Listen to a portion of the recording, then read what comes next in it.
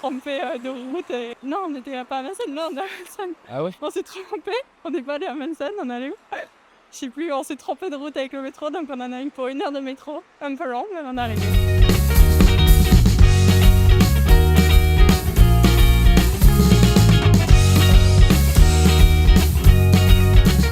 On est là à Vincennes et on va faire un tour dans la fan zone où ils diffusent les JO, donc voilà, c'est cool.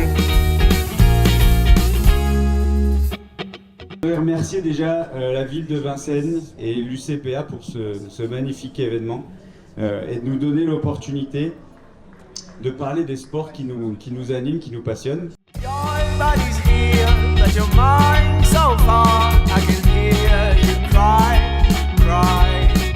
On veut forcément savoir un peu plus sur comment le projet a été monté, voilà, quelle en est l'origine, comment tu as choisi aussi les surfeurs, etc. pour ce projet. Yes.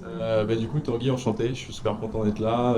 Toute la team est trop contente d'être ici. Donc du coup, Poupou, c'est nous qui avons produit le film et qui sponsorisant du coup Noé et Naya. Le projet, à la fin, vous avez eu un petit contexte près de ce qu'on faisait avec Renan, qui est un des riders du film, qui essaie d'expliquer un peu. Je vais vous expliquer en 10 secondes ce qu'on fait et puis après, comme ça fera le lien avec le film. Donc nous on a une plateforme de prévision de surf, donc c'est pas toujours facile pour des débutants de savoir où aller surfer, quand, à quel moment, parce qu'il y a beaucoup de critères à prendre en compte au niveau de l'océan. Il y a tout un aspect ludique de la plateforme qui permet de sensibiliser les plus débutants pour aller sur les spots qui sont les plus adaptés à leur niveau. Les spots, c'est les endroits où on va surfer et qui se mettent pas en danger et qui puissent progresser en sécurité. Donc c'est des surfeurs comme Naya et Noé, plus confirmés, qui vont faire ces prévisions-là et qui vont les partager en fait avec ces débutants pour qu'ils puissent se débrouiller une fois sur les spots. Et en même temps qu'ils font ces prévisions-là, ils mettent en avant leurs sponsors. Donc c'est un moyen de donner de la visibilité aux marques qui les sponsorisent. Donc une prévision égale une pub pour leurs sponsors. Donc là, ça c'est ce qu'on fait.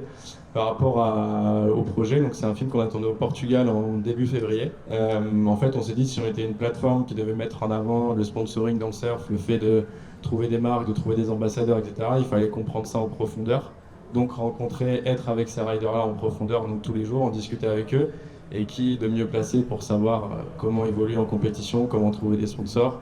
Qu'est-ce que c'est un peu les galères rencontrées? Le mieux à faire, c'était de faire un documentaire sur eux, parce que c'est eux qui le vivent au quotidien et qui le savent aussi bien, sinon mieux que nous. Pourquoi avoir choisi le Portugal précisément? Est-ce qu'il y avait un objectif particulier lié au Portugal ou Oui, déjà les bières sont pas chères, genre beaucoup moins.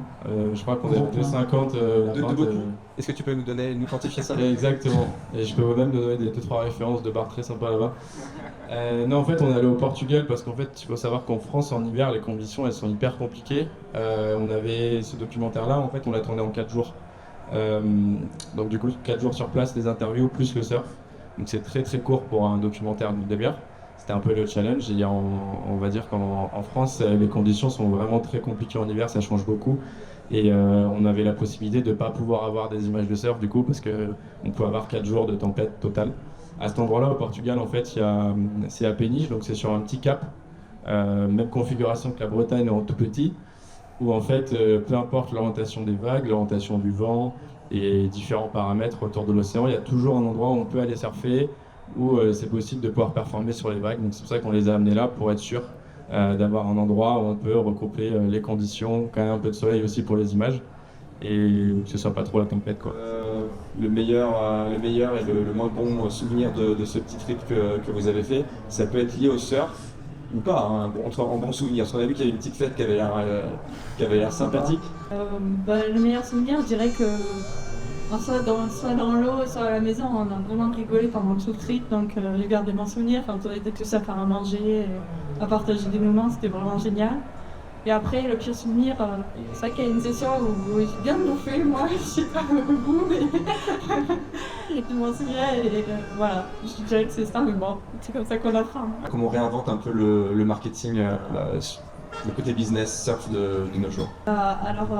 Du coup, nous, on galère à trouver des sponsors et tout ça, donc on essaye de faire du mieux possible, en se dirigeant parfois vers des marques externes du surf, parce que c'est plus simple, ils ont quelques budgets et tout ça.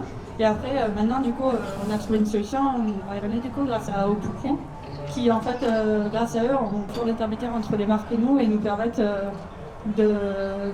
d'avoir de la visibilité avec les sponsors en leur faisant de la pub sur la plateforme directement. Donc c'est super. Qu'est-ce que vous pensez aujourd'hui, vous, en tant qu'athlète, en tant que surfeur, pouvoir amener justement à ces marques-là qui n'a pas encore été fait et quel type de développement vous avez en tête? Ce qu'on peut apporter aux marques, je pense que forcément, Erwan il le dit à un moment dans le film, que naturellement on est les personnes les plus aptes à aiguiller ceux qui font le matériel, ceux qui créent le matériel. Du coup, la pratique du surf, elle explose en France sur les 10 dernières années. On voit beaucoup de gens qui se mettent à faire du surf, les écoles de surf, comme beaucoup de monde à l'eau, et beaucoup de monde qui ne connaît pas nécessairement les règles de ce sport. Du coup, comment vous pensez qu'on pourrait essayer de guider ces gens-là pour que la pratique ça se passe dans la joie, la bonne humeur et surtout en sécurité? Parce que forcément, on les invite à commencer dans des écoles et des clubs de surf pour pouvoir être mieux accompagnés et comprendre les règles de priorité, les règles de sécurité aussi.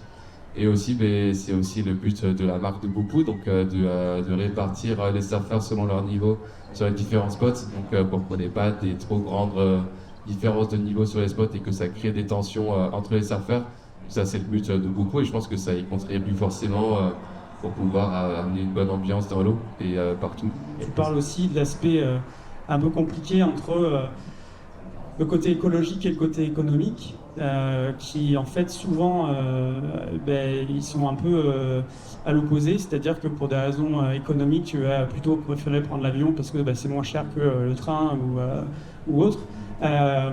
Qu'est-ce que toi en tant que surfeur, qu'est-ce que tu es capable de mettre en place au quotidien, on va dire, en tout cas dans ta pratique, pour réduire l'impact carbone de tes trajets ou à l'inverse compenser ça par d'autres façons de faire? Je sais que pareil Clémence, c'est beaucoup de nettoyage de plage, ce genre de choses. Est-ce que tu as une activité particulière toi en tête? Naturellement en tant que surfeur, on est directement dans la nature, donc on est plus sensibilisé je pense à ce côté de l'environnement. Et donc naturellement comme un bon citoyen, j'essaye de faire attention au tri, à la consommation d'électricité ou d'eau. Et après, je pense qu'en termes d'action plus importante, je pense qu'il est forcément important de soutenir les associations environnementales. Donc je sais que sur Opopo, évidemment, il y a beaucoup de partenaires avec des associations environnementales et chacun des surfeurs qui nous, on est soutenus par Opopo et on est affilié aussi, on s'est mis avec une association directement pour leur faire de la pub à chaque fois qu'on fait une prévision sur leur plateforme. Et donc, je pense que c'est plus important de soutenir ces associations-là parce que c'est elles qui font vraiment bouger les choses à ce niveau-là. Maintenant, on en est à la deuxième fois où les JO le surf est présent en JO. Vous êtes jeunes, certains d'entre vous très jeunes. Est-ce que ça peut devenir un objectif? Est-ce que ça l'est déjà peut-être d'ailleurs, ou juste à défaut d'un objectif, un rêve de pouvoir y participer un jour? C'est un objectif, pour les prochains. Prochain en 4 ans à Los Angeles, donc on rappelle Naya 13 ans plus 4, 17 ans, tout est possible. J'avoue que depuis que j'ai appris le surf et deux yeux, j'étais petite, je sais plus, je savais rien. Ouais, c'est un petit moment. C'était mon rêve de participer aux JO, donc c'est toujours un objectif. Vraiment, c'était incroyable. Je serais la plus heureuse du monde. Et pour conclure, les prochaines échéances pour vous? Pour les prochaines compètes, j'aurais beaucoup aimé faire l'IQS prochain, mais finalement ça n'a pas été possible. Et là j'attends de pouvoir assumer plus financièrement et ensuite je pourrais reprendre les compétitions.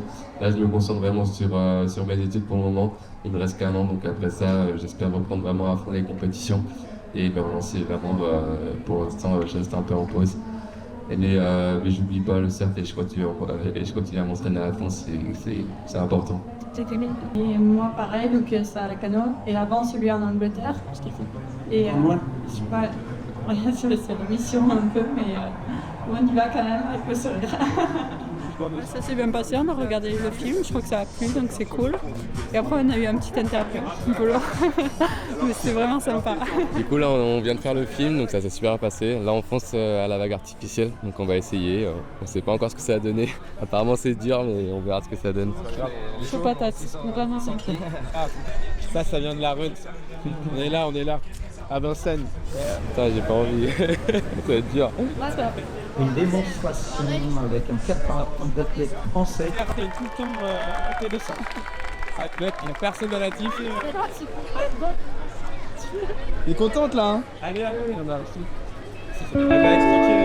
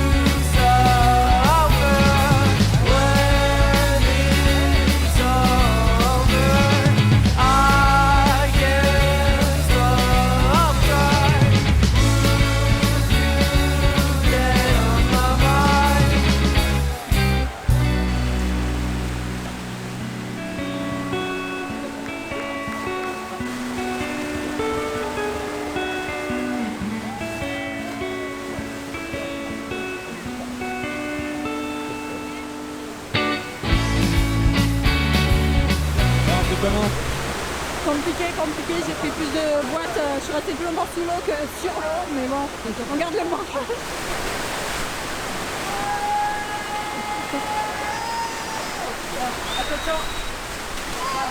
Non, mais c'est cool en vrai, franchement, ouais, c'est super bien. C'est fort. Hein. Ouais, non mais franchement c'est cool, c'est super cool.